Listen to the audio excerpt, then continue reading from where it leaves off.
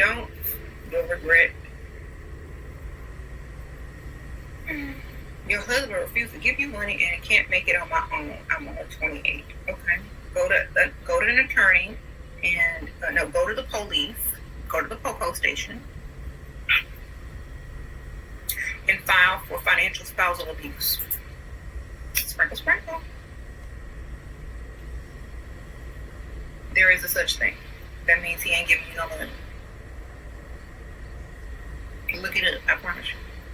Go to the police office. Call up there first and tell them your situation. Say, because each state is different. Make sure your state sees that as abuse. Okay?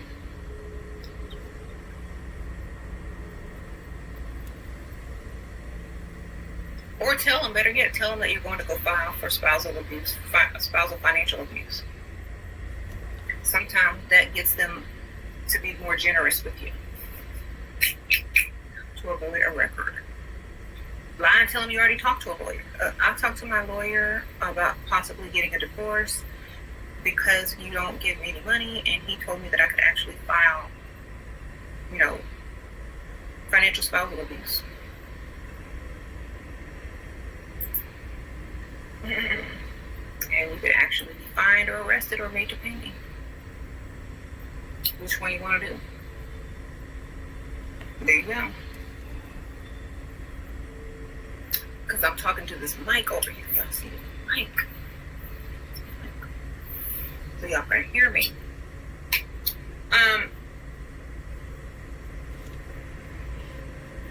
It is a real thing. Yeah, go look it up. If your man ain't giving you no money and he's your husband, call the POCO. Or tell him you about to call. See what happens. Tell him in a different location though. Like, well, he's in one location and you're in another location. So you can't snatch your phone, girl. Right? Or tell him you've already called the police and filed a report. And you can unfile it. Lie. You don't know what you did. Have you a fake number or whatever, fake case number. I don't know if they do statement number. Okay. I can't believe you did that. Well, I can't believe you ain't giving me no money. Gotta do what I gotta do. Some guys don't care if you call the police. A lot of guys are narcs.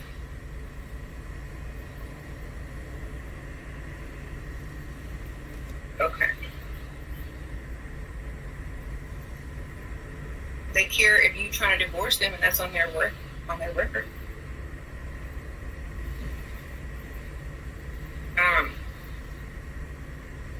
Yeah, take your power back. Don't sit there and be no victim, girl. Like, women should be like, women only get smart when people mess with their money, okay? If you don't automatically get smart when somebody is messing with your money, something wrong. We can play dumb all day, but don't mess with our money. So when somebody start messing with that money, we become geniuses. Did you know that there's a law? Okay. Play dumb until they start messing with that money. Then you start getting extra smart, like you're a genius. That's why when you underestimate a woman, you'll find out the hard way if you mess with her money.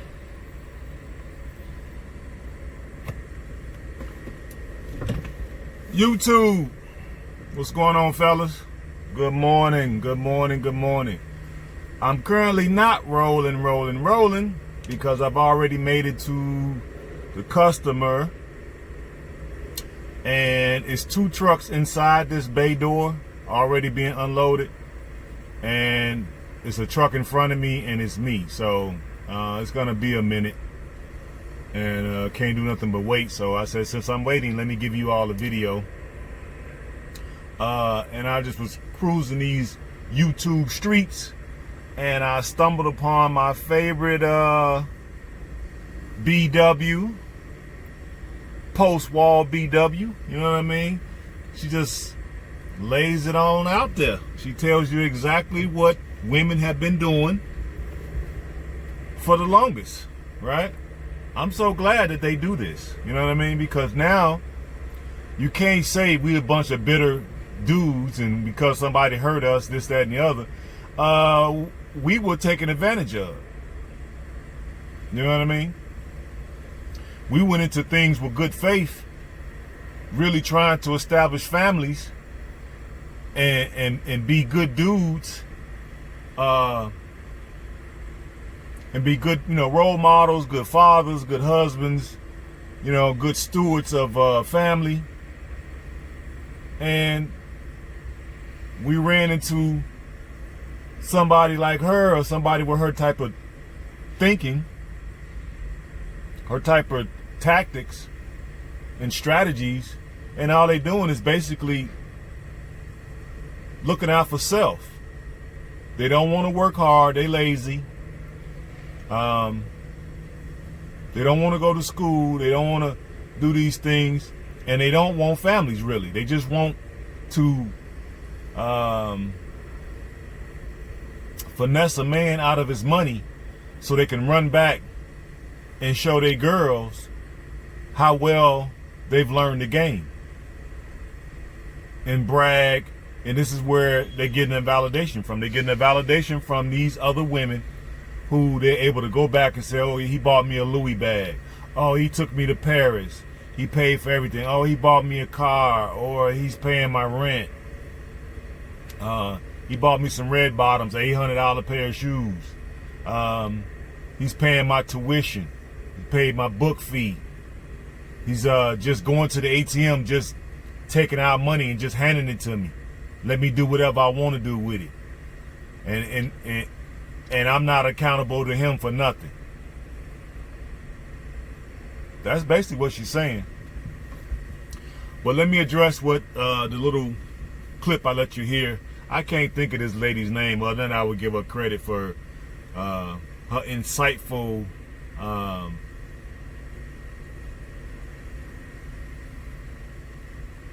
strategies. She's basically saying if a husband refuses to give the wife money, that he is somehow liable for this and that he could be prosecuted. Now that I didn't know. It's a new one on me. And she just told the lady who wrote in her chat, if your husband is not giving you money, go to the police station and file for financial spousal abuse. Now, does that sound like a woman who is all about family? No. These women are out for themselves, and they'll put the state in your business in a minute. We knew it was true, but to hear somebody actually say it, and they're not angry, they're not in the mix of a relationship. She's saying it as a strategy for these women to use to basically extort money out of their own husbands. So if this is not a PSA on not to get married and not to have long-term commitments with women, I don't know what is.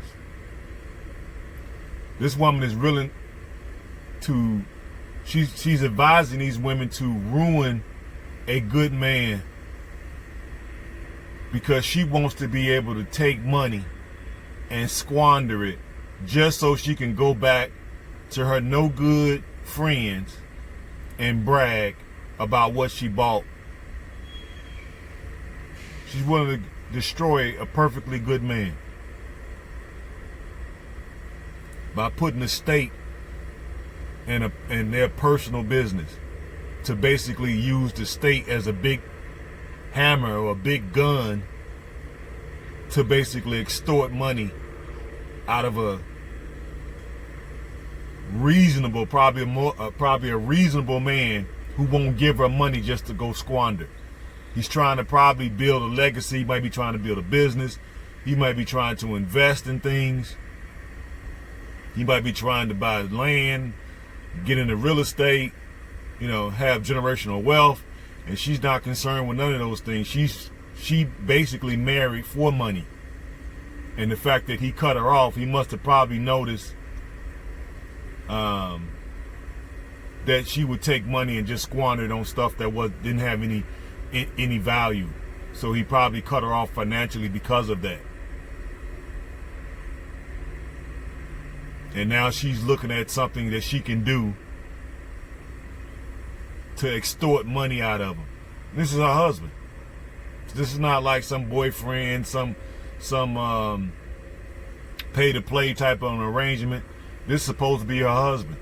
So that lets you know women are using marriage basically as a pay-to-play.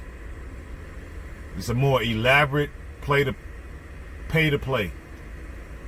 And if she spits out any hostages, that's just another check when she gets ready to exit. Because she's going to definitely want to exit. Because once you realize you married who you married, you're going to probably look for ways to get out of it. The first thing men usually do is start withholding money. So that marriage is pretty much over with. She's just looking for a way that she can extort on the way out. And this woman here, post-wall BW, is advising women on how to do it. So, marriage is dead, fellas. It's all about a come up. They done took the sanctity of marriage and turned it into basically a come up, a finesse, a way to extort money out of you, and then ration out the sex. And if they do spit out any hostages, it's basically to make sure that secure the bag on their way out the door and take your progeny with them that she probably don't even want. She just popped them out just to make sure she can secure the bag on her exit. This is what we're dealing with, fellas. If this is not evil, I don't know what it is. What better word to use? And it's a good thing that men are angelic enough not to just go on a Rambo spree. We just kind of take our L,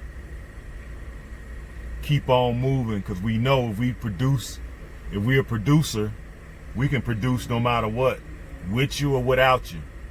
So most of us just keep it moving. But the idea is not to do it in no Western country where these type of laws exist. If you go to third world countries, they don't have these type of laws. They got laws, but they're not like this. Men have a lot more power, especially if you have money. You got a lot more power in third world countries. Not to say all the women are good, they not. But at least you're gonna get more cooperation. The laws don't favor them, and they gotta be really up on their finesse to really get money out of you like that. And then the exchange rate is so lopsided.